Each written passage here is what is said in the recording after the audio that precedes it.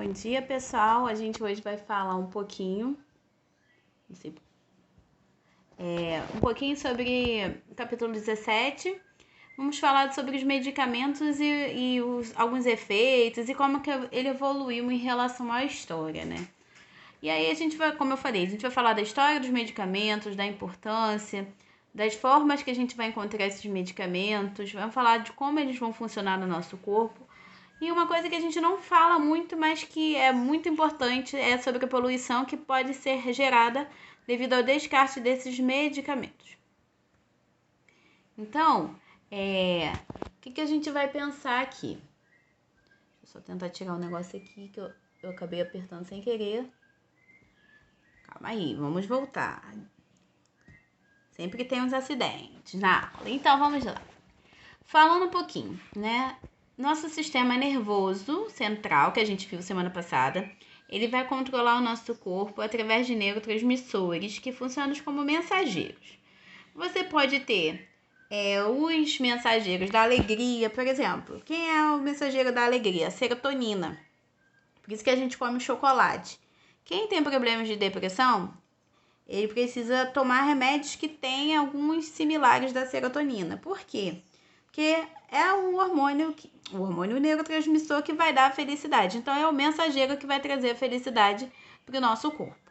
A gente tem a adrenalina, que quando a gente está estressada, ela fica em alta, porque ela é o neurotransmissor do estresse, do estado de alerta. Nosso coração dispara, a gente respira mais forte, porque o mensageiro do estresse é a adrenalina. Você fala, tá nervoso. Isso, a adrenalina subiu. Significa que o mensageiro, a adrenalina, tá mandando mensagem pro teu corpo ficar estressado. E aí você vai ter seu coração disparando e etc. Então, o nosso corpo, através de sinais químicos, que cada neurônio se comunica com o outro, vai pegar esses mensageiros e mandar mensagem de um neurônio para outro. Cada mensageiro carrega uma mensagem, ou seja, se um neurônio transmite a serotonina, ela vai levar para o outro uma mensagem de felicidade e assim vai funcionando o nosso corpo. Por contrário, a gente tem a quantidade de neurotransmissores no corpo. A falta deles, a gente vai ter algumas doenças, como por exemplo o Parkinson, que a nossa mão treme, igual que eu tô gravando para vocês. Mas não, porque eu sou estabanada, eu não tenho Parkinson. Nem tenho problemas motores. É a professora de vocês que é estabanada. E tem um outro problema que é muito comum, em princípio em adolescente, criança, que pode acontecer em qualquer idade, que é a depressão. É a falta do neurotransmissor que vai dar uma sensação de alegria, né? E aí, alguns casos podem ser tratados com análise, né? Sessões com psicólogo.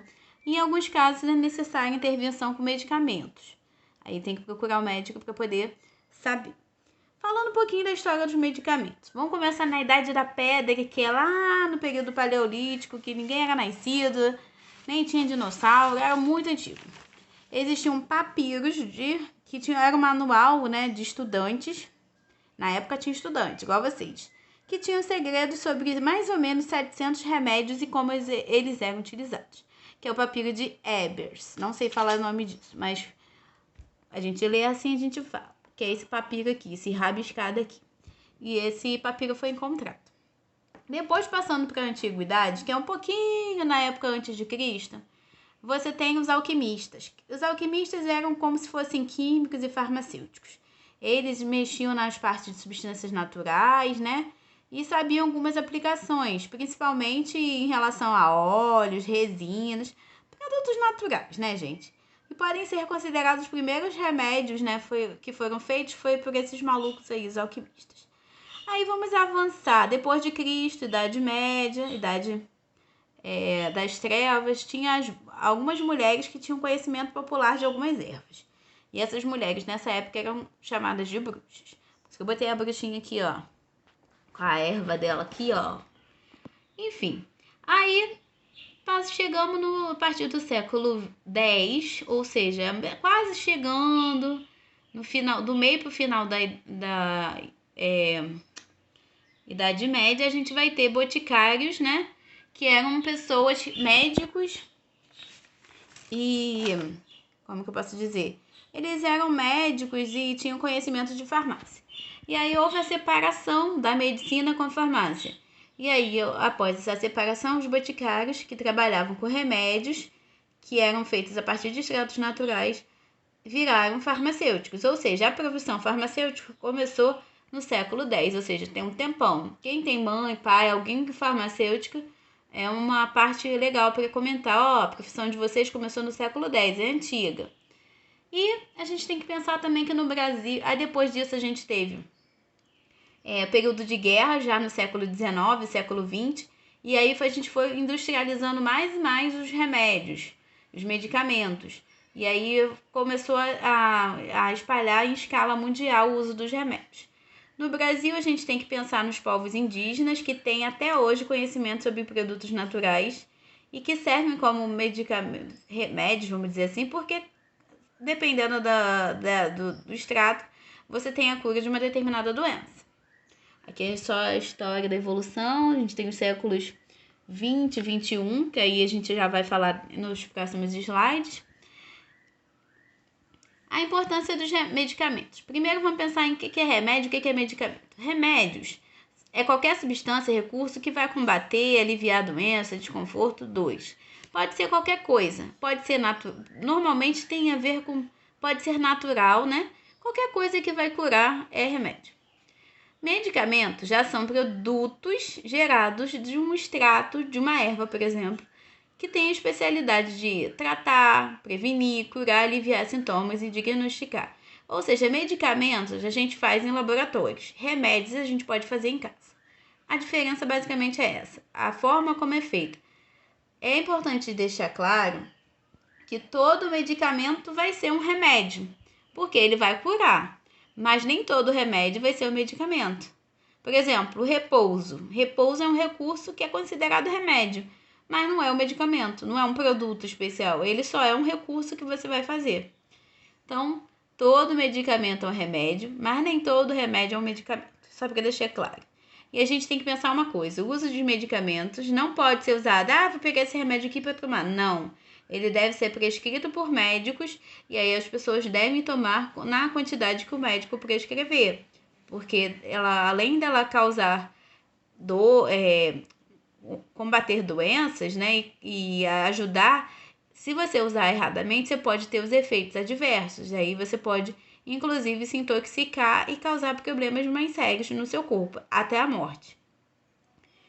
Aí, como eu falei, os medicamentos, já pegando ainda a parte da história, eu parei no século, na Idade Média. No século XIX, no finalzinho agora, já chegando na nossa época, a gente tem os remédios de origem natural bombando, sendo bem utilizados. Só que assim, eram bem contidos. Na Primeira Guerra Mundial, que foi no início do século XX, houve uma fabricação em larga escala de vacinas, antibióticos, produtos sintéticos, porque tinham muitos feridos da guerra e eles precisavam de bastante remédio e medicamentos, vamos dizer assim. Na Primeira Guerra Mundial começou a fabricar em grande quantidade. Aí, já avançando do século XX para o nosso século agora XXI, você tem a medicina bombando nos avanços, a tecnologia aí, cada dia mais forte, e as descobertas científicas fez com que novos medicamentos surgissem e ficassem mais baratos e, portanto, ficaram mais acessíveis à população. Ou seja, é mais fácil a população comprar, é mais barato, qualquer lugar você acha alguns medicamentos. E a gente teve essa evolução. Agora vamos falar, a gente já falou da parte histórica, agora a gente vai falar um pouquinho dos medicamentos em si. O que é medicamento? Eu falei que ele é feito em laboratório, ou basicamente em escala de misturas, é a combinação de 2 compostos químicos. Então, você tem mais de um composto químico. O que é composto químico? É um composto, pode ser natural ou sintético, que é fabricado em laboratório. Mas você mistura 2 coisas. Por exemplo, você pode usar um extrato de açúcar com uma base e formar um xarope. Então, eu tenho a combinação de 2 coisas para formar um medicamento. Cada composto ele tem a função e o tempo de uso, ou seja, o xarope serve para tosse, mas não serve para dor de barriga. E você pode usar o remédio para xarope por 15 dias. O remédio de dor de barriga você não pode usar por 15 dias.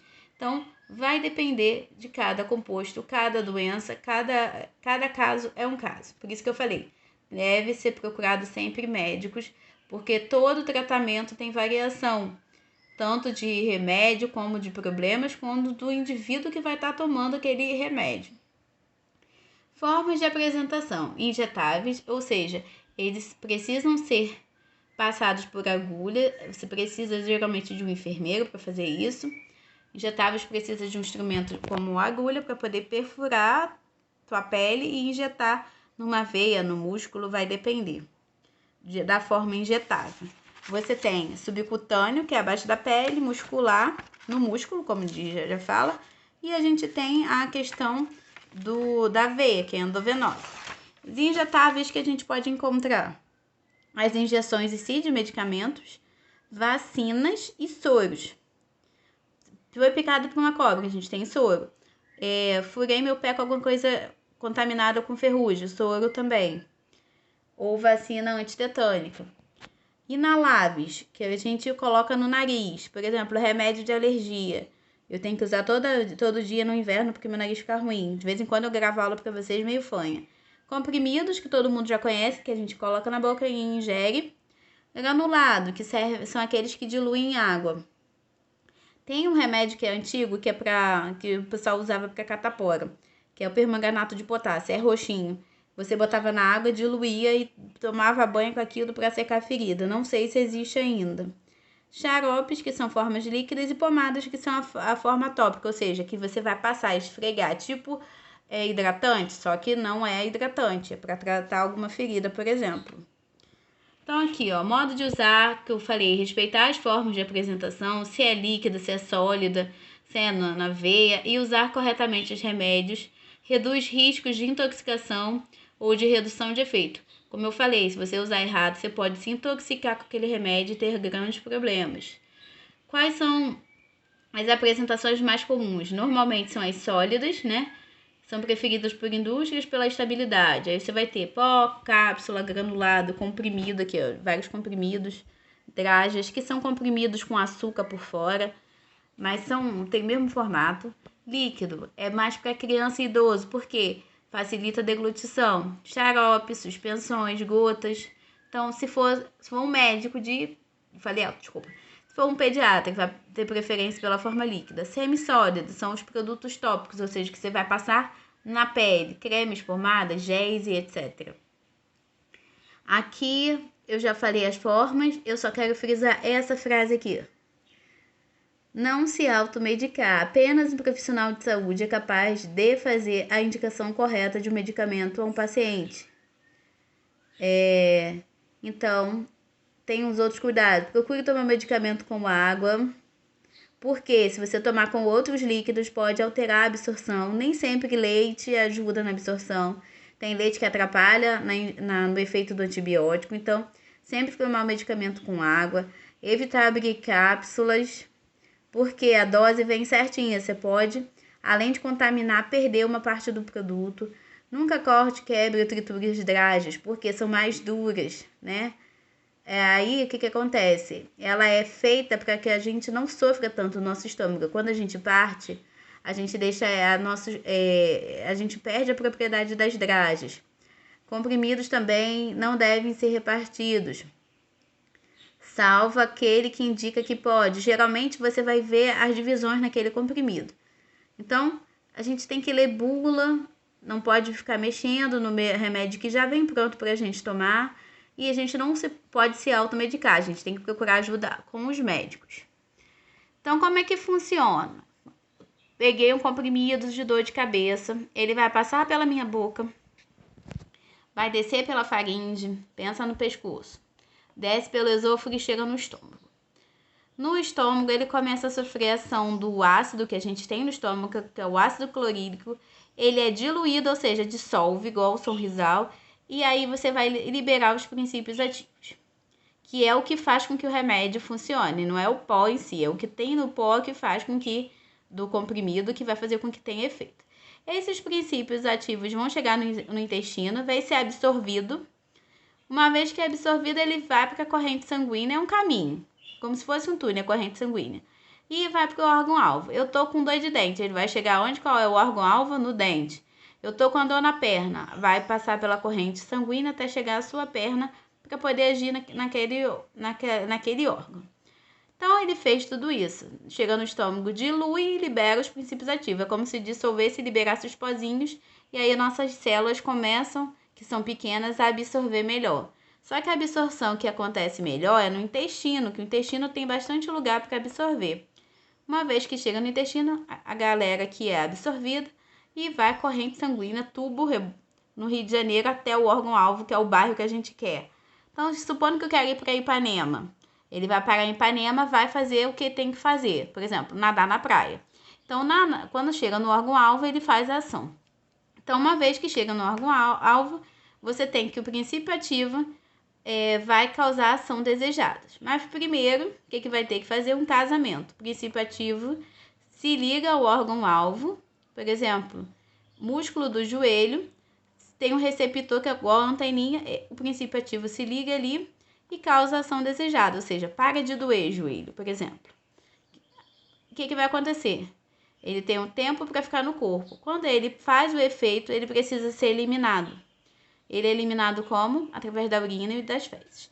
Todo medicamento faz esse percurso. Ele entra, ou seja, ele é administrado, ele chega até os órgãos-alvo, faz a sua ação. Uma vez que ele faz a sua ação, que já deu o tempo dele no teu corpo, ele é eliminado. Como? Através de urina e fezes. Só para citar alguns medicamentos, né, que atuam no sistema nervoso, a gente tem os bloqueadores de sensações, por exemplo, de dores. O que eles vão fazer? Eles vão agir mais na questão dos neurotransmissores, né?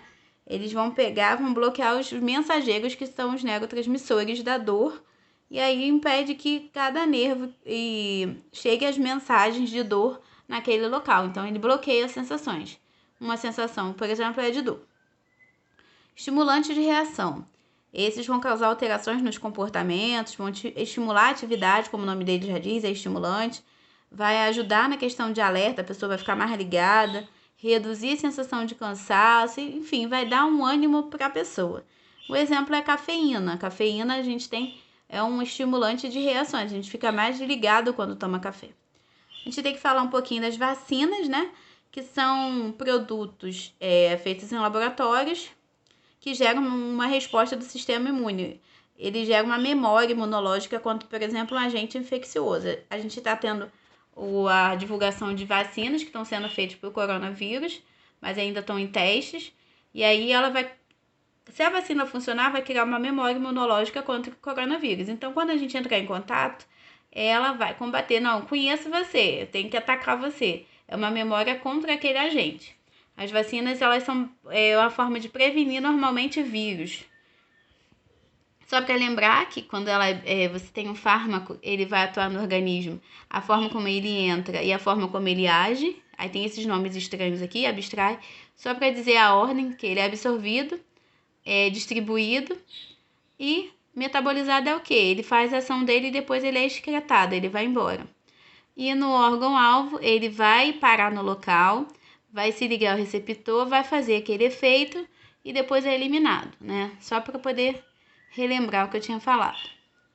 Para fechar a aula, vamos falar um pouquinho da poluição por medicamentos. Os medicamentos, eles causam também desequilíbrios no ecossistema, influências negativas. Ele não pode ser descartados em lixos comuns porque normalmente vão parar em aterros sanitários, podendo inclusive, dependendo se tiver uma enchente no local, poluir os rios e mares, que é a poluição hídrica, e vai causar alterações, vai mexer nesses ecossistemas. Que alguns medicamentos podem causar, por exemplo, algum problema, intoxicar alguns peixes. Então, mas como que a gente evita isso? A gente tem que descartar corretamente. Existem farmácias, postos de saúde, clínicas e hospitais que recebem essas medicações, por exemplo, fora da validade. Aí a gente tem como entregar nesses postos que eles, teoricamente, têm que ter um suporte para poder eliminar esses medicamentos sem causar poluição, né? Então, a gente tem que pensar, nunca jogar em vasos sanitários, pias ou lixos domésticos para a gente evitar essa questão de poluição dos medicamentos, causados pelos medicamentos. Então, se a gente tivesse esse princípio, a partir de hoje a gente pode tomar essas medidas, né, para ajudar a questão do ambiente também. Um ambiente limpo, a gente tem a saúde mais garantida. Então, não se esqueçam de fazer os testes. As atividades finais, a maioria da turma de vocês está fazendo, mas tem algumas pessoas que ainda estão me devendo. Então, botem o de agosto, tem 2 semanas de aula e essa em dia que eu vou cobrar, hein? Só vai ganhar ponto esse período em algumas atividades se tiver feito tudo bonitinho. Não se esqueça, então, uma boa semana de aula a todos.